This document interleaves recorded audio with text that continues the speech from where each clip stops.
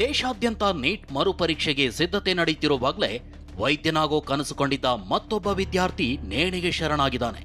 ಉತ್ತರ ಪ್ರದೇಶದ ಗಾಜಿಯಾಬಾದ್ನ ವಿಜಯನಗರದಲ್ಲಿ 22 ವರ್ಷದ ಜತಿನ್ ಕುಮಾರ್ ನೇಣು ಬಿಗಿದುಕೊಂಡು ಆತ್ಮಹತ್ಯೆಗೆ ಶರಣಾಗಿದ್ದಾನೆ.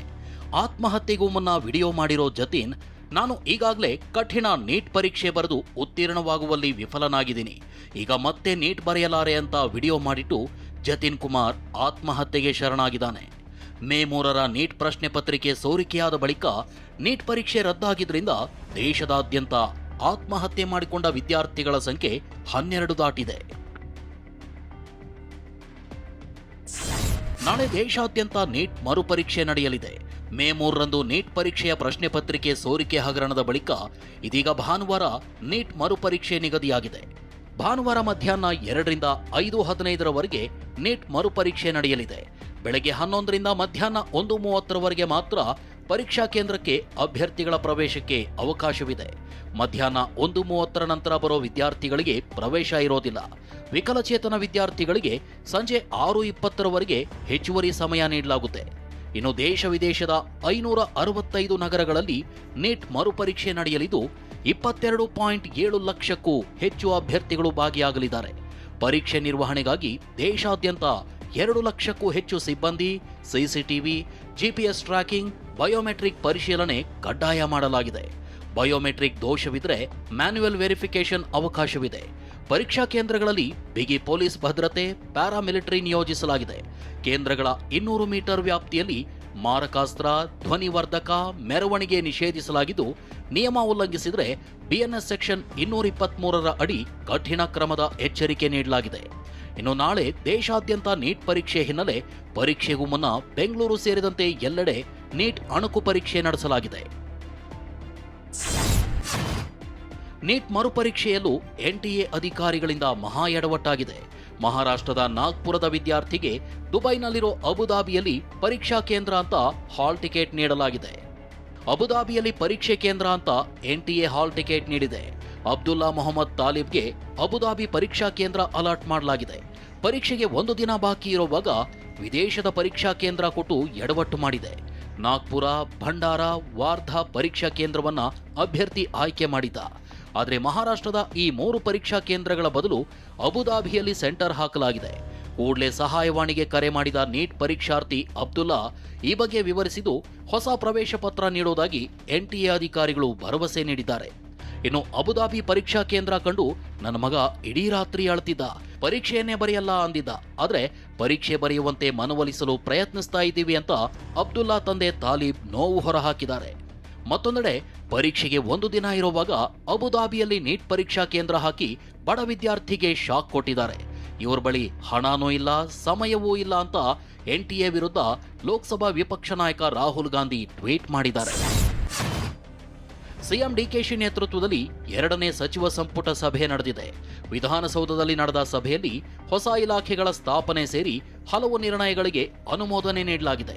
ಸಭೆ ಬಳಿಕ ವಿಧಾನಸೌಧದಲ್ಲಿ ಮಾಧ್ಯಮಗೋಷ್ಠಿ ನಡೆಸಿದ ಸಿಎಂ ಡಿಕೆ ಶಿವಕುಮಾರ್, ರಾಜ್ಯದ ಜನರ ಸಮಸ್ಯೆ ಆಲಿಸಲು, ನ್ಯಾಯ ಕೊಡಿಸಲು ಹೊಸ ಇಲಾಖೆ ಸ್ಥಾಪಿಸಿದ್ದೀವಿ ಅಂದ್ರು. ಪ್ರತ್ಯೇಕ ಪ್ರಜಾಸೇವೆ ಇಲಾಖೆ ಸ್ಥಾಪಿಸಲಾಗಿದ್ದು, ಈ ಇಲಾಖೆಯಲ್ಲಿ ಪ್ರತ್ಯೇಕ ಸಚಿವರು, ಐಎಎಸ್ ಅಧಿಕಾರಿ ಇರಲಿದ್ದಾರೆ ಅಂದ್ರು.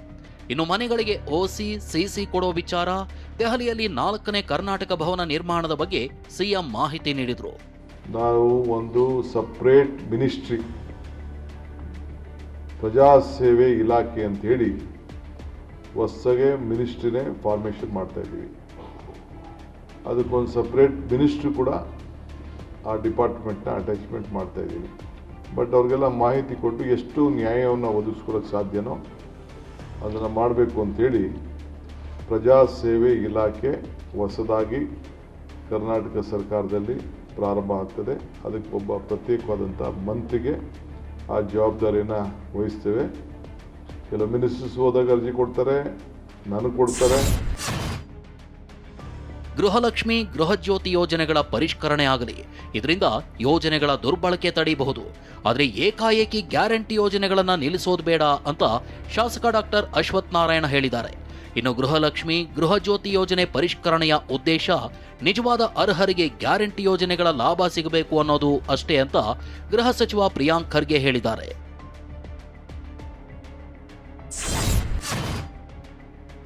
ಪರಿಷತ್ ಚುನಾವಣೆಯಲ್ಲಿ ಜೆಡಿಎಸ್ ಶಾಸಕರ ಅಡ್ಡ ಮತದಾನದಿಂದ ತೀವ್ರ ಅಸಮಾಧಾನಗೊಂಡಿರುವ ಕೇಂದ್ರ ಸಚಿವ ಕುಮಾರಸ್ವಾಮಿ ಖಡಕ್ ವಾರ್ನಿಂಗ್ ಕೊಟ್ಟಿದ್ದಾರೆ. ನಂಬಿಸಿ ಕತ್ತು ಕೊಯ್ಯುವ ಕೆಲಸ ಮಾಡಬೇಡಿ. ಯಾರು ದ್ರೋಹ ಮಾಡಿದ್ದಾರೆಂಬ ಮಾಹಿತಿ ನನ್ನ ಬಳಿ ಇದೆ. ನಂಬಿಕೆ ದ್ರೋಹ ಮಾಡಿದ ಶಾಸಕರನ್ನ ಕ್ಷಮಿಸುವ ಪ್ರಶ್ನೆಯೇ ಇಲ್ಲ. ಇನ್ನು ಮುಂದೆ ನಿಮ್ಮ ದಾರಿ ನೀವು ನೋಡ್ಕೊಳ್ಳಿ ಅಂತ ಶುಕ್ರವಾರ ನಡೆದ ಸಭೆಯಲ್ಲಿ ಕುಮಾರಸ್ವಾಮಿ ಕೆಂಡ ಕಾರಿದ್ದಾರೆ ಎನ್ನಲಾಗಿದೆ. ಬಳಿಕ ಈ ಬಗ್ಗೆ ಪ್ರತಿಕ್ರಿಯಿಸಿದ ಎಚ್ಡಿಕೆ, ಅಡ್ಡ ಮತದಾನ ಮಾಡಿದವರನ್ನ ಪಕ್ಷ ಬಿಟ್ಟು ಹೋಗಿ ಅಂತ ಹೇಳಿಲ್ಲ. ಪಕ್ಷದಲ್ಲಿ ಭವಿಷ್ಯ ಇಲ್ಲ ಅಂತ ಭಾವಿಸಿದ್ರೆ ನಾನೇ ಕಳಿಸಿಕೊಡ್ತಿದ್ದೆ ಅಂದ್ರು. ನಾನು ನಿಮ್ಮ ಭವಿಷ್ಯಕ್ಕೆ ನಾನು ತೊಂದರೆ ಕೊಡಲ್ಲ. ಮುಂದಿನ ಭವಿಷ್ಯಕ್ಕೆ ಧೈರ್ಯವಾಗಿ ನನಗೆ ಹೇಳ್ಬಿಟ್ಟೆ ಹೋಗಿ ಅಂತ ಹೇಳಿದ್ರಿ. ಹೋಗೋದಿದ್ರೆ ಧೈರ್ಯವಾಗಿ ಹೋಗಿ, ಆದರೆ ಹಿಂದೊಂದು ಮುಂದೊಂದು ಮಾಡಬೇಡಿ ಅನ್ನೋದನ್ನ ನೇರವಾಗಿ ಹೇಳಿದ್ದಾರೆ. ಹೋಗಿ ಅಂತ ಹೇಳಿಲ್ಲ. ಇನ್ನು ಅಡ್ಡ ಮತದಾನದ ವಿಚಾರದಲ್ಲಿ ಬಿಜೆಪಿ ಜೆಡಿಎಸ್ ನಾಯಕರ ವಿರುದ್ಧ ವ್ಯಂಗ್ಯ ಮಾಡಿದ ಪ್ರಿಯಾಂಕ್ ಖರ್ಗೆ ದೆಹಲಿಗೆ ಬಿವೈ ವಿಜಯೇಂದ್ರ ಹಾಗೂ ಆರ್ ಅಶೋಕ್ ಹೋಗ್ಬೇಡಿ, ಹೋದ್ರೆ ನಿಮ್ಮ ರಾಜೀನಾಮೆ ಪಡಿತಾರೆ ಅಂತ ಛೇಡಿಸಿದ್ದಾರೆ. ದಯವಿಟ್ಟು ಡೆಲ್ಲಿಗೆ ಹೋಗ್ಬೇಡಿ, ರಾಜೀನಾಮೆ ಕೇಳ್ತಾರೆ. ಆರ್ಎಸ್ಎಸ್ ಸಂಘವನ್ನ ನೋಂದಣಿ ಮಾಡಿಸ್ತೇನೆ ಎಂದಿರೋ ಗೃಹ ಸಚಿವ ಪ್ರಿಯಾಂಕ್ ಖರ್ಗೆ ಇದೀಗ ಮತ್ತೆ ಆರ್ಎಸ್ಎಸ್ ವಿರುದ್ಧ ಗುಡುಗಿದ್ದಾರೆ. ನಾನು ಕೇಳಿರುವ 7 ಪ್ರಶ್ನೆಗಳಿಗೆ ಆರ್ಎಸ್ಎಸ್ನವರು ಉತ್ತರ ಕೊಡಬೇಕು. ನೀಡಿದ್ರೆ ನಾನು ಆರ್ಎಸ್ಎಸ್ ಶಾಖೆಗೆ ಭೇಟಿ ನೀಡಲು ಸಿದ್ಧ. ನೀವು ಲಕ್ಷ ಜನ ಸೇರಿಸಿ ಸಮಾವೇಶ ರ್ಯಾಲಿ ಮಾಡ್ತೀರಿ. ಜನ ಸೇರುವ ಸ್ಥಳದಲ್ಲಿ ರಕ್ಷಣೆ ಕೊಡೋದು ನನ್ನ ಕೆಲಸ ಅಲ್ವಾ ಅಂತ ಪ್ರಿಯಾಂಕ್ ಪ್ರಶ್ನಿಸಿದ್ರು. ಇನ್ನು ದಲಿತರಿಗೆ ಯಾಕೆ ಆರ್ಎಸ್ಎಸ್ ವಿಚಾರ ಅಂತ ಬಿಜೆಪಿ ಸಂಸದರೇ ಕೇಳ್ತಾರೆ ಅಂತ ಸಚಿವರು ಹೇಳಿದ್ದಾರೆ. ಅವರು ಬಿಜೆಪಿನಲ್ಲಿರುವಂಥ ಕೆಲವು ಜನರು ಹೋಗಿ ಸರೆಂಡರ್ ಆಗಿದ್ದಾರೆ. ಅವರಲ್ಲಿ ಹೋರಾಟದ ರಕ್ತ ಇಲ್ಲ. ಅವರು ಚತುರ್ವರ್ಣಕ್ಕೆ ಸರೆಂಡರ್ ಆಗಿದ್ದಾರೆ, ಮನುಸ್ಮೃತಿಗೆ ಸರೆಂಡರ್ ಆಗಿದ್ದಾರೆ. ಆ ಆಲೋಚನೆ ಅವ್ರದ್ದಿರ್ಬೋದು. ಇಲ್ಲಪ್ಪ ನಾವು ಅವ್ರ ಕಾಲು ಕೆಳಗನೆ ಸೇವೆ ಮಾಡಬೇಕು ಅಂತ. ಅದಕ್ಕೆ ನಮಗೇನು ಸಂಬಂಧ? ನಮ್ಮಲ್ಲಿ ಅಂಬೇಡ್ಕರ್ ಅವರ ಹೋರಾಟದ ರಕ್ತ ಇದೆ. ಬಿಡದಿ ಟೌನ್ಶಿಪ್ ವಿರುದ್ಧ ಪ್ರತಿಭಟನೆ ಜೋರಾಗ್ತಿದ್ದಂತೆ ಯೋಜನೆ ಬಗ್ಗೆ ಸಿಎಂ ಡಿಕೆಶಿ ಸಮರ್ಥಿಸಿಕೊಂಡಿದ್ದಾರೆ. ಎಚ್ಡಿಕೆ ಮತ್ತು ಬಿಎಸ್ವೈ ಮಾಡಿದ್ದನ್ನೇ ನಾವು ಮುಂದುವರೆಸಿದ್ದೇವೆ. ಹೊಸದಾಗಿ ಟೌನ್ಶಿಪ್ ಯೋಜನೆ ಮಾಡ್ತಿಲ್ಲ. ವಿರೋಧ ಪಕ್ಷದವರು ರಾಜಕಾರಣಕ್ಕಾಗಿ ಮಾತನಾಡ್ತಿದ್ದಾರೆ. ಕುಮಾರಸ್ವಾಮಿ ಈ ಜಾಗ ರೆಡ್ ಝೋನ್ ಯಾಕೆ ಮಾಡಿದ್ರು? ಅವರೇ ಡಿನೋಟಿಫೈ ಮಾಡಬಹುದಿತ್ತಲ್ಲ ಅಂತ ಸಿಎಂ ಪ್ರಶ್ನಿಸಿದ್ದಾರೆ.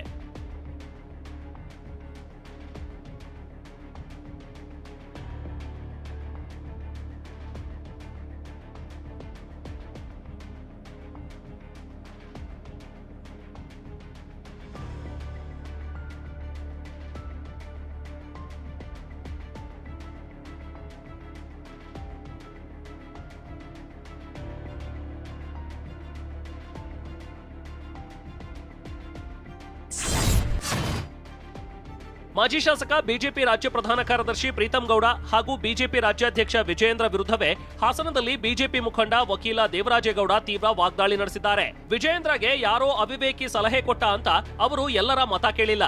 ನಿಮಗೆ ಯಾವ ನೈತಿಕತೆ ಇದೆ ಅಂತ ಆಕ್ರೋಶ ಹೊರಹಾಕಿದ್ದಾರೆ. ಇನ್ನು ವಿಜಯೇಂದ್ರ ಹಾಗೂ ಆರ್ ಅಶೋಕ್ರನ್ನ ವಿಚಾರಣೆ ಮಾಡಲು ಒತ್ತಾಯ ಮಾಡ್ತೀನಿ ಅಂತ ದೇವರಾಜೇಗೌಡ ಅಸಮಾಧಾನ ಹೊರಹಾಕಿದ್ದಾರೆ. ಜೊತೆಗೆ ಹಾಸನದಲ್ಲಿ ಪ್ರೀತಂ ಗೌಡ ಸರ್ಕಾರಿ ಗೋಮಾಳ ಬೇರೆಯವರ ಹೆಸರಿಗೆ ಬರೆಸಿಕೊಂಡಿದ್ದಾರೆ. ಇವರು ಬೇನಾಮಿ ರಾಜ್ಕುಮಾರ ಅಂತ ವಾಗ್ದಾಳಿ ನಡೆಸಿದ್ರು. ನೀವು ಅವ್ರ ಹತ್ರ ಹುಡುಕೊಂಡು ಹಾಸನದಲ್ಲಿ ಇಲ್ಲ. ಇಲ್ಲಿ 3 ಗ್ರಾನೈಟ್ ಫ್ಯಾಕ್ಟ್ರಿ ಯಾರ್ಗಾರ ಗೊತ್ತಾ? ಅವ್ರ ಹತ್ರ ಯಾವುದಿಲ್ಲ, ಹುಡುಕಿ ಯಾವ್ದು ಸಿಕ್ಕಲ್ಲ. ಅದು ಸರ್ ಓಪನ್ ಆಗಿ ಹೇಳ್ತಾ ಇದೀನಲ್ಲ, ಅವ್ರ ಹೆಸರೇ ಬೇನಾಮಿ ರಾಜ ಅಂತ. ಬೆಂಗಳೂರು ಉಸ್ತುವಾರಿ ಸಚಿವ ಕೃಷ್ಣ ಬೈರೇಗೌಡ ದಿಢೀರ್ ರಸ್ತೆ ಕಾಮಗಾರಿ ಗುಣಮಟ್ಟ ಪರಿಶೀಲನೆ ನಡೆಸಿದ್ದಾರೆ. ಈ ವೇಳೆ ಕ್ರೆಸೆಂಟ್ ರಸ್ತೆ ಡಾಂಬರೀಕರಣದಲ್ಲಿ ಕಳ್ಳಾಟ ಆರೋಪ ಹಿನ್ನೆಲೆ ಸಂಪಂಗಿ ರಾಮನಗರ ಸಹಾಯಕ ಇಂಜಿನಿಯರ್ ಪೂಜಾರಪ್ಪನನ್ನ ಅಮಾನತು ಮಾಡಲಾಗಿದೆ. ಸರಿಯಾದ ಪ್ರಮಾಣದಲ್ಲಿ ಮತ್ತು ದಪ್ಪ ಆಸ್ಫಾಲ್ಟಿಂಗ್ ಆಗದೇನೆ ಬೇಜವಾಬ್ದಾರಿತನದಿಂದ ಕರ್ತವ್ಯ ಲೋಪ ಎಸಗಿದ್ದಾನೆ ಅಂತ ಅಮಾನತಿಗೆ ಸೂಚಿಸಿದ್ದಾರೆ. ಇನ್ನು ಈ ಡಾಂಬರೀಕರಣ ಕಳ್ಳಾಟ ಸಂಬಂಧ ಎಇ ಪೂಜಾರಪ್ಪನನ್ನ ಅಮಾನತು ಮಾಡಿದ ಬಗ್ಗೆ ಸಚಿವ ಕೃಷ್ಣ ಬೈರೇಗೌಡ ಪೋಸ್ಟ್ ಮಾಡಿದ್ದಾರೆ. ನಾನು ಇಂತಹ ಕ್ರಮಕ್ಕೆ ಮುಂದಾಗಬಾರದೆಂದು ಭಾವಿಸುತ್ತೇನೆ. ಆದರೆ ಅಧಿಕಾರಿಗಳು ಮತ್ತು ಗುತ್ತಿಗೆದಾರರು ಕೇಳದಿದ್ರೆ ದುರದೃಷ್ಟವಶಾತ್ ನಾನು ಇಂತಹ ಕ್ರಮಕ್ಕೆ ಒತ್ತಾಯಿಸುತ್ತೇನೆ. ಕಾಮಗಾರಿ ಪರಿಶೀಲಿಸುವಂತೆ ನಾನು ಆಯುಕ್ತರನ್ನ ಕೇಳಿದ್ದೆ. ಕಳಪೆ ಗುಣಮಟ್ಟದ್ದಾಗಿರುವುದು ಕಂಡು ಬಂದಿದ್ದು ಅಧಿಕಾರಿಯನ್ನ ಅಮಾನತುಗೊಳಿಸಿ ದಂಡ ವಿಧಿಸಲಾಗಿದೆ ಅಂತ ಕೃಷ್ಣ ಬೈರೇಗೌಡ ಬರೆದುಕೊಂಡಿದ್ದಾರೆ. ಕಲಬೆರಕೆ ಹಾಲು ಪೂರೈಕೆಯಾಗುತ್ತಿರುವ ಬಗ್ಗೆ ದೂರು ಹಿನ್ನೆಲೆ ಬೆಂಗಳೂರು ಜಿಲ್ಲಾಡಳಿತ ಹಲವೆಡೆ ದಾಳಿ ನಡೆಸಿ ತಪಾಸಣೆ ನಡೆಸಿದೆ. ಆನೇಕಲ್ ಚೆಕ್ ಪೋಸ್ಟ್ ಬಳಿ ಪರಿಶೀಲನೆ ನಡೆಸಲಾಗಿದ್ದು ಹಾಲಿನ ಮಾದರಿ ಸಂಗ್ರಹಿಸಿ ಲ್ಯಾಬ್ಗೆ ರವಾನೆ ಮಾಡಿದ್ದೇವೆ ಎಂದು ಬೆಂಗಳೂರು ದಕ್ಷಿಣ ಉಪ ವಿಭಾಗಾಧಿಕಾರಿ ವಿಶ್ವನಾಥ್ ಹೇಳಿದ್ದಾರೆ. 14 ದಿನಗಳಲ್ಲಿ ಲ್ಯಾಬ್ನಿಂದ ವರದಿ ಬರಲಿದೆ. ವರದಿಯಲ್ಲಿ ತಪ್ಪು ಕಂಡುಬಂದರೆ ಕ್ರಮ ಜರುಗಿಸಲಾಗುವುದು. ದೊಡ್ಡ ಟ್ಯಾಂಕರ್ನಲ್ಲಿ ಬರುವ ಹಾಲಿಗೆ ನೀರು ಬೆರೆಸುತ್ತಿರುವ ಶಂಕೆ ಇದ್ದು ಹಾಲಿಗೆ ರಾಸಾಯನಿಕ ಮಿಶ್ರಣ ಮಾಡಿದ್ದಾರೆ ಎಂದು ಪರಿಶೀಲಿಸುತ್ತೇವೆ ಅಂತ ಹೇಳಿದ್ದಾರೆ. ಬೆಂಗಳೂರಿನಲ್ಲಿ ಬರ್ತಕ್ಕಂಥ ಎಲ್ಲ ಟೋಲ್ಗಳಲ್ಲಿ, ಮೇಜರ್ ಟೋಲಲ್ಲಿ, ಈ ಹೊಸಕೋಟೆ ಟೋಲ್ ಆಗಿರ್ಬೋದು, ಮತ್ತು ಕನಕಪುರ ಟೋಲು, ಅತ್ತಿಬೆಲೆ ಟೋಲ್ಗಳಲ್ಲಿ ಬೇರೆ ಬೇರೆ ರಾಜ್ಯಗಳಿಂದ ಬರ್ತಕ್ಕಂಥ ಹಾಲಿನಲ್ಲಿ ಕಲಬೆರಕೆ ಅಂಶಗಳು ಪತ್ತೆ ಆಗ್ತಿರೋದನ್ನು ಪತ್ತೆ ಹಚ್ಚಲಿಕ್ಕೆ ತಂಡ ಮಾಡಿ ನಾವು ನಿನ್ನೆ ರಾತ್ರಿ ಮಿಡ್ನೈಟ್ ಒಂದು 3-4 ಗಂಟೆಯಿಂದನೂ ಅರ್ಲಿ ಮಾರ್ನಿಂಗ್ವರೆಗೂ ರೈಡ್ ಮಾಡಿ ವೆರಿಫೈ ಮಾಡಿದ್ದೀವಿ. ಬೆಂಗಳೂರಲ್ಲಿ ನಮ್ಮ ಮೆಟ್ರೋ ಫೇಸ್ 3 ಯೋಜನೆಗಾಗಿ ಬರೋಬ್ಬರಿ 3,627 ಮರಗಳ ಮಾರಣ ಹೋಮಕ್ಕೆ ಪ್ರಸ್ತಾವನೆ ಸಲ್ಲಿಸಲಾಗಿದೆ. ಮರ ಕಡಿಯುವ ಬಗ್ಗೆ ಬಿಎಂಆರ್ಸಿಎಲ್ ಅಧಿಕಾರಿಗಳು ಜಿವಿಎ ಅರಣ್ಯ ವಿಭಾಗಕ್ಕೆ ಪ್ರಸ್ತಾವನೆ ಸಲ್ಲಿಸಿದ್ದಾರೆ.